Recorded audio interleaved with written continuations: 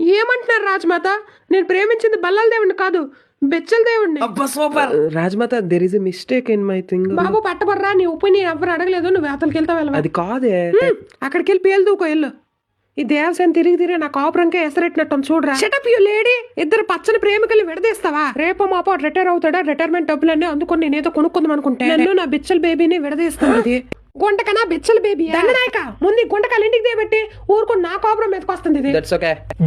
దేవసేన కత్తిలా ఉంటుందని అందరికీ తెలుసు, కానీ దేవసేన మీద చెయ్యేస్తే నా కత్తి మీద చెయ్యేసినట్టే. మమ్మీ, ఈ దేవసేన లవ్ చేస్తుంది నన్ను. ఈ మెంటల్ దే నా పేరు మర్చిపోయి బిచ్చల దేవా అనేసే. అసలు ఏంటనుకుంటారా మీరు మీ గురించి? దేవసేన నా lover. I am loving her from my bottom of my heart. Arundhati cinema నుంచి చూస్తున్నా, షీఈ్ మై క్రష్. నన్ను ఏడ్ చేయలేవురా. వాళ్ళే శివగామి, బ్రష్ చేయలే, స్మెల్ వస్తుంది, అడ్జస్ట్ దేవసేన మన ఇంటికి వస్తే నీకు తోడుకుంటది, ఆలోచించు. పనుల్లో నాకు అటు సాయం చేస్తుంది సుమి. బాహుబలి ఒకటి దేవసేనకు మీ నాన్నకిచ్చి పిలిచి, రెండు దేవసేన వాళ్ళ ఇంటికి దేబెట్టి. నేను ఆల్రెడీ దేవసేనని పెళ్లి చేసుకోవడానికి కళ్యాణ మండపం కూడా మాట్లాడేశాను మమ్మీ. నువ్వు డాడీ భోజీకి వచ్చేయండి. సరే, రేపు నేను మా ఆయన భోజీకి వెళ్తాము, ఎవరైనా రావాలి. ఈ అమ్మాయి ఏం ఫీల్ ఉన్నది మామయ్య.